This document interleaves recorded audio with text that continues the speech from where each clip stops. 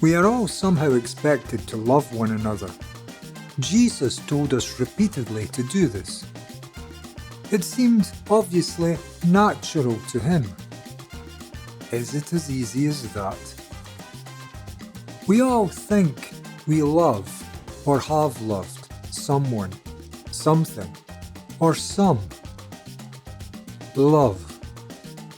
Apparently, it's the magical stuff, transformative, understanding, intelligent, caring, giving, providing empathy and compassion. The words related to love populate our dictionaries. But what exactly does this elusive word point to? Is the word love, love?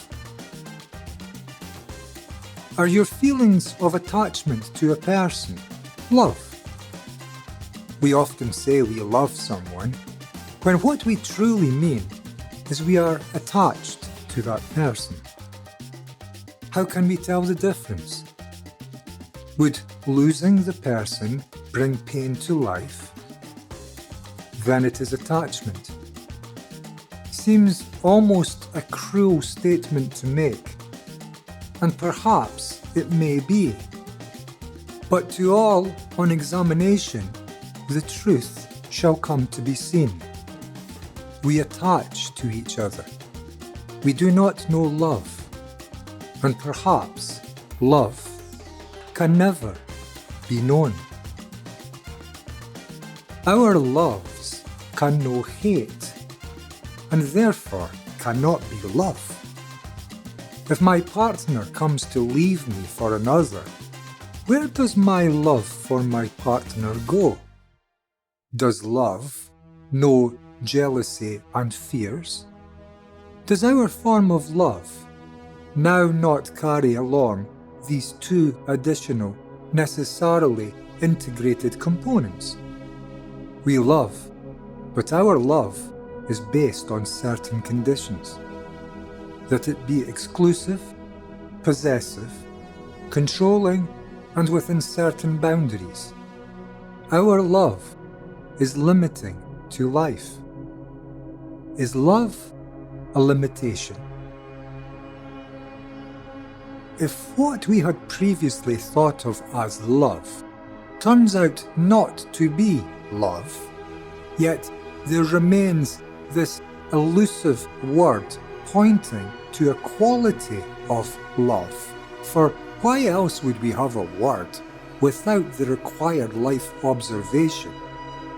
How do we reach it? What are the criteria for love? Does love know hate? Does love know conflict? Where does love live? In which time would it most likely be found? Where does it emanate from? What is it a quality of? Is it a something within itself? Or is it to be found only following certain required conditions? Is love found in relationship, or at a certain place, or in a certain time? Is love following certain principles or criteria? Love. We all talk about this. We love this, we love that. We love him or we love her. In our verbal expressions, love abounds. In our arid, dry world of human relationship, we are somewhat all rather lacking. Let's investigate. What are the qualities of love? That we may perhaps begin to seek it out and reverse the fortunes of this planet, starved of this essential life element. Love is caring. Love is good. Love is kind. Love is understanding. Love is creative. Love is all-inclusive. Love is relationship. Love is life. And love is death. These are all positive affirmative statements, pointing towards a state which can only be approached in negation. You cannot move positively towards that which is most positive. When approaching the most elevated in life, we cannot be involved in a process of gathering. We must come to negate. What do we negate? That which love is not. When we remove every quality from our hearts which is not love, we are left with love. Love is found in emptiness. Love is found in being. In being, nothing. Have you ever noticed how uncaring people become towards the lives of unfortunate others when they hold masses of wealth? The ambitious pursuit of more is a journey through a doorway which is never ending. More is a destination which never completes. This is more than a bit of a problem. All of us are living this way, and completion is another word for whole, and whole is related to the word holy, which is found only in completion. Seeking more is a journey of never-ending pursuit to a life of meaningless opulence. There is no destination, and the time zone for life, the most important, is what is coming in the future. Does this not deny an appreciation of all life now, in this present moment? If my head and heart are committed to some passionate goal I hold for my own future life enrichment, how can I respond to the needs of the poor people and the impoverished world around me today? I can't, and I don't. And I have accepted this patterned, programmed, selfish life existence as an order. It is not. Love is caring because love sees. What does love see? It sees what is there. Most of us are looking at a world which is not there. We are living in some past state when a partner now demised was with us, or when we had our home, or our wife, or our job. We are living in regret of things past which have come to an end. Or we are living in hope for a better, more rewarding future. Taken to the extreme, we may even be ambitiously setting goals for our feet to follow, imagining we are building a life of exuberance for ourselves, yet failing to see the hamster's wheel of monotony we are now tuning our lives into. It is rare to find a mind capable of looking at life without constantly viewing it through a continual inner filter of words and images rooted in other times. Love is present. How can a force and energy of creation be found within a concept? Now is the place to find love, but our brains never venture into now. And love is good because love sees. In seeing, it responds accurately to its own vision, which is uncontaminated and clear as a mountain spring. Love holds no divisions. It sees all, and so it holds no judgment, and in seeing all, is free from the contaminations of time. Love is accompanied by an extreme intelligence. Love is kind because it has no motivation for itself. Love is seeing. It has no hidden energies seeking for itself in battle against others. It is seeking for ourselves, which hardens our hearts against another. And more, it is a journey which never ends. Love is giving because it is all-inclusive. It is kind because it sees without the deviousness which seeking for myself in time brings to our lives, and which destroys all of our relationships. Where is love to be found when the central consideration in my life is what I am? Love is understanding, because love is not limited to knowledge. Love is complete. The word complete is related to the word whole, which is related to the word holy. Knowledge, which we find our understanding of life within, is broken up, divided, and fragmentary. Knowledge is always limited to what I have been educated to or to what I have experienced. And so, it is ever limited. Being limited, knowledge becomes divisive between us. Limitations, pieces of information, even about the same thing, frequently come to conflict. Seeing the whole leaves no guesswork between us. If we can find the whole, it will be the same for each of us, and we will be living in a holy manner. Knowledge is founded into my life from my past. The known is ever past. I cannot know this present moment, for the quality of the present moment will remain forever unknown. What is manifesting in front of my eyes in real time can never truly be known. It may only be seen. It may only be witnessed. We are caught in a world of immense beauty and love, which we cannot even see, because our eyes are continually being clouded by a brain rooted and functioning within a limited, educated field of knowledge. We need clear what blocks our vision. That would be what we know. Where is that stored? It is in the daily movement of thinking. Love is creative because love is not time-bound. Love exists out of time. Love is timeless. Love encapsulates and holds all things. There is no division to be found in this house. The emerging quality of life is where love is to be found. An oasis, a bounty for all, lies here in this elusive place. The most real of all realities.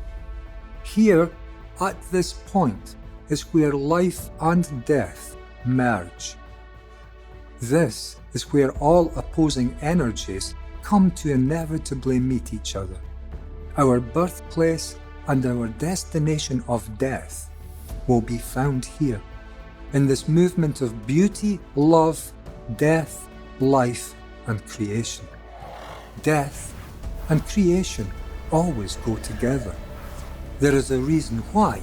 The old is not any place for the new to take shelter. The new has died to the old. And in this death is found all of life's beauty and all of life's creation. Love is all-inclusive because love has no self. Love is without center. Love has no choice. It is ever watchful, ever present, never self-seeking, never running away from nor towards a single thing. Love is complete within itself now. It holds all which is good and all which is evil, and so comes into an understanding of all. Through the myriad of living beings and sedentary creatures is found the beating heart of a unitary, universal love. The mind of self-interest, divided, limited, may accomplish many things in this corrupted and broken world, but it will never come to meet this all-inclusive quality of love. Love is relationship, and relationship is now, only now.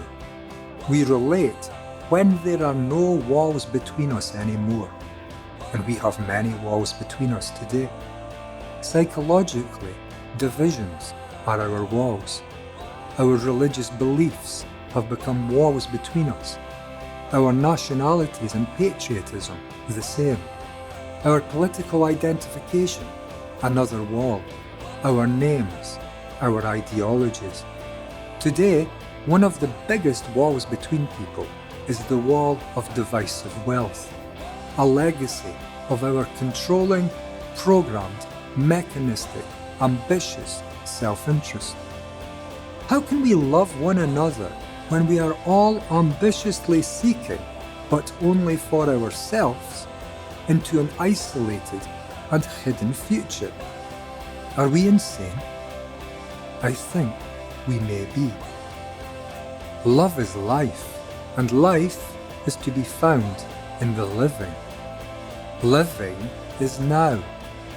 We do not live now, we live in the past. The past is memory, which can be found in the daily movements of your thinking. You are the past, the self which chatters inside your brain is an accumulated image given birth to from past events you have recorded into your life. This is the past. Is the quality of life to be found in the dead, over, ended, past, remembered incidents from it? Or is it only when these have all been removed from our eyes that we may walk from the dark shadows of days no longer here, or days yet to arrive, into the loving light of the only day which is truly here? Life is never to be found in the old. Neither is it to be found in what has not yet arrived to us. Life and love are ever new. Our mind has been populated and corrupted by the old. We have lost love for this very reason. Love is death because love knows no continuity. Our lives find great purpose and meaning in building and maintaining a sense of continuity. We look to continuity as growth. Continuity maintains the same structures which came before us to our lives. Continuity knows not the renewal of death, and so is never any part of creation, and so can never be a part of love. Creation has no relationships at all to continuity.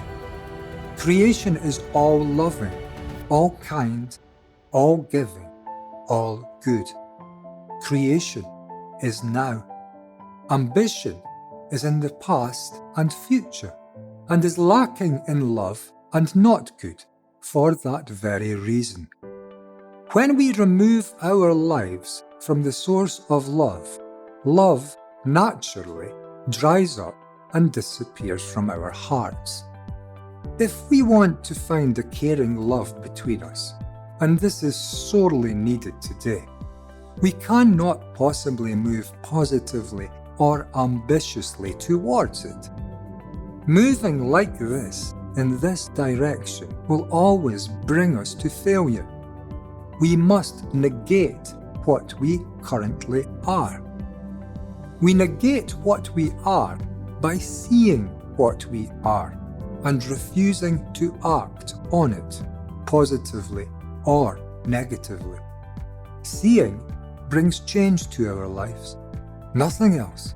Seeing is a quality of love, death, life, intelligence, joy, understanding, and this present moment.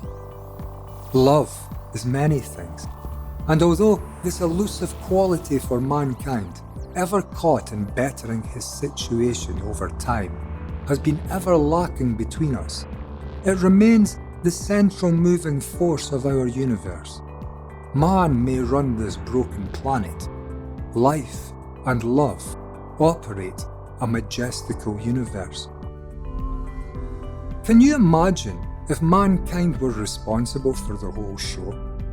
The lights would be going out everywhere, because we seek into an illusory future for our illusory little selves. We have removed our lives from the view of where we came from. We came from here, and we are very old. Our brains have been millions of years in the making in evolution. We are humanity, and we are a part of life. We have fallen from an understanding of where our true position lies. We cannot think our way back there, but if we begin to question where we are and what we are, we may begin to see that although we have travelled so far from the source of all life, although we have now removed all sense of love and compassion and empathy for others from our hearts, in preference of mountainous quantities of projected imaginings of pleasure-laden, selfish future reward, what we ever sought has never truly left our sides. We need only understand and stop that which denies love in our lives. Love is a gift. That we refuse it does not deny the gift. The gift remains eternal and for us all. It sits here, waiting patiently, waiting now for the brain which takes the time, finds the passion, and treads the past deeply into the structure of itself. Love will be found in the death of that which denies it. What might that be?